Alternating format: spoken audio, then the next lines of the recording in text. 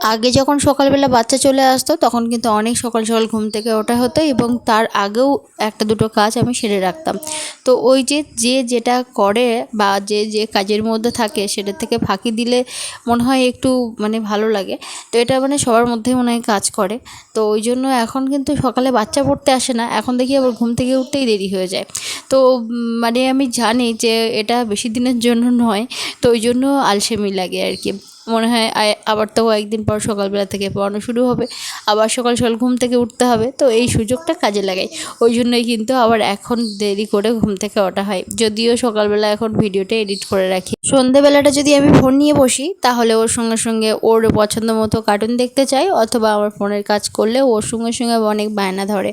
তো একদিক থেকে সুবিধা হলো, এই জন্যই এখন আবার বেশ কয়েকদিন টানা ভিডিও দিতে পারছি। এখন না ওই যত জামা কাপড় ছিল আর এদিকে হচ্ছে থালা বাসন ছিল সেগুলো সব বের করলাম, সামনেটা একটু ঝাঁটিয়েও ফেললাম। মেয়েটাকে আগে খাইয়ে নিয়েছি।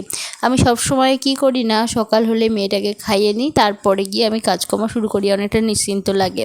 কেননা ও তো ছোটো, ওকে তো না খাওয়ালেই ভালো হয়। ওকে যদি সারাদিন না খেতে দেওয়া হয় মনে হয় যে ওর এনার্জি একটুও মানে কমে না। আজকে রাহি পাবো টিউশন নেই, তো ওই জন্য লেট করে একটু রান্না করব সকালবেলাটা, আর এখন চট করে একটু কলেজ থেকে ঘুরে আসি। বাবা, তোর মাকে গুলি করতো না হ্যাঁ না, আজকে আমি বলছিলাম আর কদিন করবে না। বাবা, তোর মাকে একটু গুলি করে দেই না, আমি সন্ধ্যেবেলায় বলছিলাম যে আর কদিন করবি না। তোর মাকে আমি গুলি ঠাঁই করে দেবো।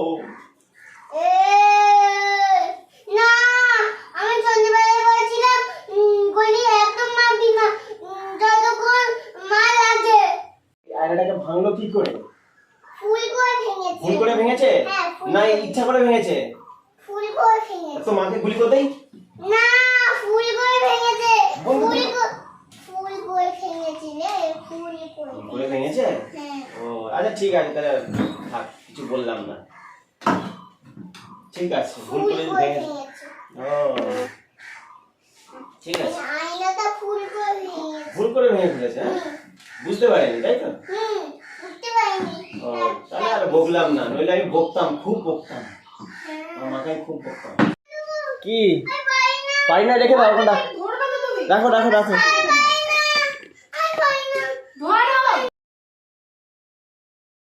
আজকে 3-4 ঘন্টা কারেন্ট আসবে না, এই গরমের মধ্যে অত ঘন্টা কারেন্ট না আসা যে কী ধরনের কষ্ট, যে কি বলবো। তো আমার দেখা যায় যে সকল সময় ফ্যানের তলায় বসা হয় না, এদিক ওদিকে ছোটাছুটি কাজকর্ম থাকে, কিন্তু বাচ্চাটা বা মেয়ের বাবা যখন বাড়ি থাকে একটু ফ্যানের তলায় বসে। তো আমি বললাম আমাকে একটা ফ্যান দিয়ে যা, ওরা দুইজনেই রাগ করে মানে দুটো ফ্যান আমাকে দিয়ে গেছে। ভাতটা বসিয়ে দিয়েছি আর এখন শুধু বেগুনটা ভাজা করব, তো ওই জন্য ছোটো ছোটো করে কাটছি। কি হচ্ছে ওটা? হ্যাঁ, গরমে বাইরে বেরোতে পারছে না আর শুধু বারবার করে এসে আর এই ফ্যানের নিচে বসছে, ছোটো ফ্যানটার নিচে, কেননা কারেন্ট নেই। 3-4 ঘন্টা কারেন্ট আসবে না।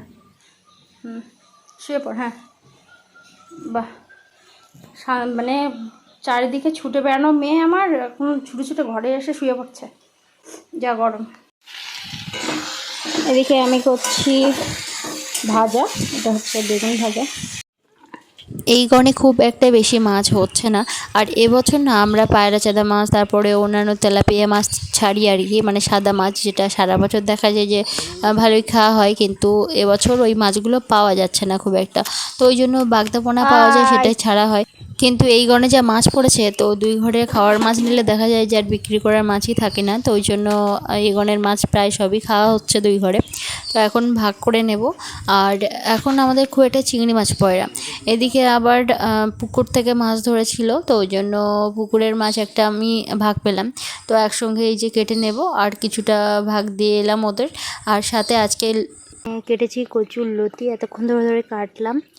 আর এই কচুর লতিগুলো রেখে দিয়েছি, এই যে এগুলো রেখে দিয়েছি, এগুলো একদিন হবে, কেননা আমরা 2 জন খাবো, তো একটু বেশি হয়ে যায়। এমনিতে এগুলো খুব বেশি লাগে না, আর গরমের সময় রান্না করলেও নষ্ট হয়ে যাবে ওই জন্য। আর এগুলো না কাঁচা লঙ্কা এনেছিল, তো সেগুলো কয়েকদিন হয়ে গেলে শুকিয়ে যায়, গিয়ে এরকম হয়ে গেছিলো। তো ভাবলাম যে একটু শুকিয়ে রেখে দিই, এগুলো গুঁড়ো করলেও খাওয়া হয়ে যাবে। ওদিকে আমার জল তোলা হয়ে গেছে ড্রামে, বাথরুমে শুধু জল তুলবো আর কিছু কাপড় কাচবো, আর বালতি আর গামলাতে আমার জল তোলা হয়ে গেছে। এবার শুধু মাছটা কেটে নিই ততক্ষণ। বাগানের সবজি খেতে যেমন ভালো, তেমনি কিন্তু তুলতেও ভীষণ মজা লাগে, ভীষণ আনন্দ লাগে। আর কতগুলো ঝিঙে ধরেছে দেখুন, এর আগেও কিন্তু বেশ কয়েকবার করে তোলা হয়েছে, আর এইগুলো আজকে সব তুলে ফেলবো। আর বাগানে আমি মানে পরপর আর কি 2 দিন এই ঝিঙেগুলো তুলে ঝিঙের খোসাগুলোও আর ফেলছি না, যেহেতু এখন চিংড়ি মাছ হচ্ছে, ঝিঙের খোসা বাটা করছি। প্রথম একবার করেছিলাম, বেশ ভালো লেগেছিলো। অনেক কিন্তু ঝিঙে হতো আরও, কেননা অনেক ঝিঙে আসে ছোট ছোট, কিন্তু এইরকম মৌমাছি ভিমরুল এরা সব হুল ফুটিয়ে দিয়ে পুরো মানে অনেকগুলো নষ্ট করে দিচ্ছে আর কি। তো এখনও কিন্তু ছোট ছোট অনেক ঝিঙে আছে, আর বেশ আনন্দ লাগে এই গাছটা ধারে এলে, কেননা এখানে 2 কি 3টে গাছ আছে, তো সেইগুলো থেকে কিন্তু এরকম বেশ ছড়িয়ে গেছে। আর এই 3টে আজকে তুললাম। কাপড় চোপড় তো আমার কাছে হয়ে গেছে, এদিকে করেছে ভীষণ মেঘলা, আর সকাল থেকেই দারুণ রৌদ্র ছিল, ভীষণ গরম ছিল। আর এখনকার গরমের কথা না, এখন যা গরম তো সেটা আর বলার অপেক্ষা রাখে না, সবাই জানে প্রচণ্ড গরম, প্রচণ্ড গরম। তার মধ্যে আমাদের এখানে কারেন্ট ছিল না, ওই যে মেঘ হুম করছে, মানে মেঘ গর্জন করছে। তো এক্ষুনি বৃষ্টি হলে হতে পারে, বৃষ্টি হলেও একটু বাঁচি, বেশ ভালো মেঘলা করেছে। ওদিকে আমি জামা কাপড়গুলো সব এই যে কেচে দিলাম, শুকোবে না ভিতরের দিকে তুলে দেবো। আর সোনা এখন চান করবে, আমি এখন সবজিগুলো কেটে নেব। গতদিন যখন ঝিঙের খোসা বাটা করেছিলাম, তখন রাহির বাবা বলেছিল দারুণ লেগেছে, এরপরও একবার করো। তো ওই জন্য ভাবলাম আজকেও করব। তো ওই জন্য এই যে শুকনো লঙ্কা, কাঁচা লঙ্কা, রসুন ভেজে নিয়েছি। আর ওদিকে তো দেখলেন তো চিংড়ি মাছের মাথার দিকটা আমি ভেজে নিচ্ছি ভালো করে, একদম খোসা সব ফেলে দিয়েছি, দিয়ে তারপরে ভেজে নিচ্ছি। আর ওই মাছগুলো এখনও ভাজা হয়নি, ওগুলো ভাজবো।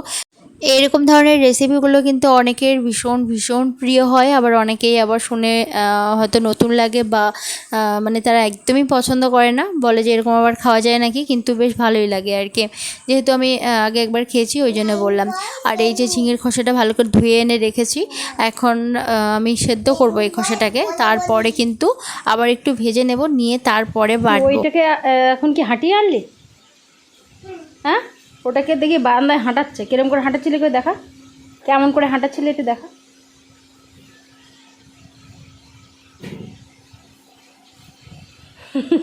সারা বারান্দা ভর হাঁটিয়ে এনেছে।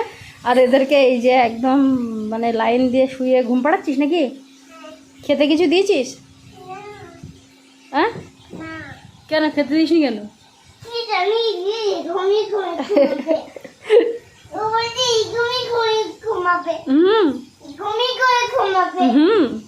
আর আমি ওকে ভাত খাবে দেই।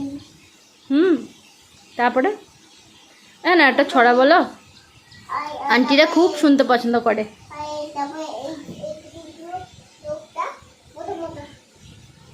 না একটা নাচ করতে করতে ছড়া বলো, বাবুরাম ছাপুরেটা বলো তো, অনেকদিন বলো না।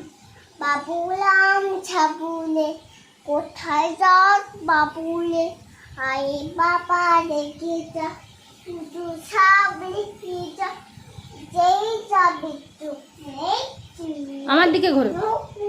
ছুটি নেবো আপনি না, কাউ কিছু হাতে না, আমি নেবো ফুটপাত, আমার দিকে আমি নেবো ফুটপাত, নেই কোনো উৎপাত, খাই যদি ছুটছাছ সেই সব জানডু গোদা দই আন্ডু, তেলে মিল ঠান্ডা, বলে দেব ঠান্ডা।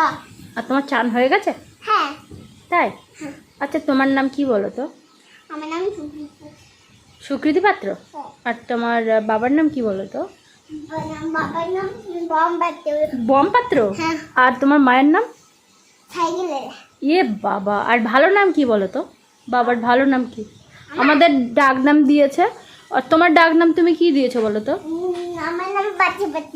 বাজি পাত্র। আর ওর বাবা নাকি বম পাত্র, আর আমি নাকি সাইকেলওয়ালা।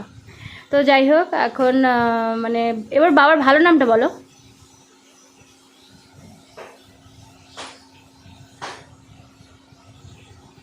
আমার নাম বাবার নাম অজয় পাত্র, আর তোমার নাম বুড়ি পাত্র, আমার নাম সুকৃতি পাত্র। আর এর নাম কি? এর নাম বুকুম্বলি আছে। বকুমবুড়ি? হ্যাঁ। আমি তো জানি তুমি বকুমবুড়ি, সবাই জানে তুমি বকুমবুড়ি। না আমি বুকুম্বলি না, এ বুকুম্বলি। হুম। হুম। ও। এ সবাই বুকুম্বলি। হুম। হুম। ও। খাইলে বুকুম্বলি হয়ে আছে। ও খায় না, না বকুমবুড়ি হয়ে আছে না, ওদিকে মাছ পড়ে যাচ্ছে। আজকে ঝিঙে আলু আমি একদম ছোট্ট ছোট করে কেটেছি। এর মধ্যে একটু কালো জিরে দিলেও ভালো লাগে, কিন্তু আমার কাছে নেই। একটু পেঁয়াজ কুচি একটু লাল করে ভেজে নিলাম। এবার আলুগুলো লাল করে ভাজবো একদম হলুদ আর লবণ দিয়ে। তারপরে কিন্তু মানে ঝিঙেটা দেবো আর কি। আর যা রেগুলার মশলা যেমন ব্যবহার করি সেগুলোই দেবো, তবে অল্প করে দেবো, কেননা ঝিঙে তো বেশি মশলা চলে না আর কি। তো বেশ ফুটে উঠেছে। আর আমাদের বাড়ি একটু পাতলা ঝোলই করা হয়, দেখা যায় যে সব রকমের তরকারি। আমি যেমন একটু ঝোল ঝোল তরকারি খেতে পছন্দ করি, আমার মেয়ে হচ্ছে আমার উপরে, তার মানে ওর আরও বেশি ঝোল লাগে, একদম পিচ্ছিল হলে তবেই খেতে পারে। ঘরে যখন ছোট বাচ্চা থাকে তখন দেখা যায় যে তাকেও বেশ অনেকখানি সময় দিতে লাগে, আর বাকি আবার কাজকর্ম সেরে ফেলতে হয়। এতে করে মায়েদের না অনেক কিছু ভুলভাল হয়ে যায়, যেহেতু মনোযোগটা এক জায়গায় থাকে না। তো হয়েছে কি, আমি ভাবছিলাম একটু লবণ হলুদ দিয়ে একটু ভাপিয়ে নেব কচুরলতিটা। তো এর মধ্যে আবার কখন কখন না জিরা গুঁড়ো দিয়ে দিয়েছি। যখন প্যাকেটে রাখতে যাচ্ছি তখন দেখলাম যে জিরা গুঁড়ো দিয়ে দিয়েছি, মানে মাথা আর কি গেছে। কচুরলতিটা মেয়ে খাবে না, তো ওই জন্য একটু ঝাল ঝাল করে বানাবো। তো এর মধ্যে একটুখানি পেঁয়াজ কুচি রসুন কুচি নিয়ে লাল লাল করে ভেজে নিলাম। তারপরে ওই যে চিংড়ি মাছের যে মাথার দিকটা তো দিয়ে দিলাম ওই বাটাতে, আর লেজের দিকটা ছিল সেগুলো দিয়েই এখন রান্না করবো লতিটা। তো লতিটা একটু ভাপিয়ে নিয়েছি, বলা যায় না কখন কীভাবে আবার গালটা চুলকোয় নাকি, তো ওই জন্যই আর কি ভাপিয়ে নিলাম। তবে লতিটা খুবই ভালো ছিল, ভালো টেস্ট হয়েছিল, কিন্তু দোষের মধ্যে একটুখানি লবণ হয়েছিল, রাইট বাবা বকছিল ওই জন্য। ঝিঙের খোসা বাটা আর কচুরলতি আমার মেয়ে খাবে না, কারণ দুটোতেই ভীষণ ঝাল দেওয়া হয়েছে। আর বাকি ঝিঙের তরকারিটা আমার মেয়ে খাবে। তো এটা দিয়ে মাখিয়ে দিলাম ভাত। আর এই ভিডিওটা এখানে শেষ করছি। আপনারা ভীষণ ভালো থাকুন, দেখা হচ্ছে পরের ভিডিওতে।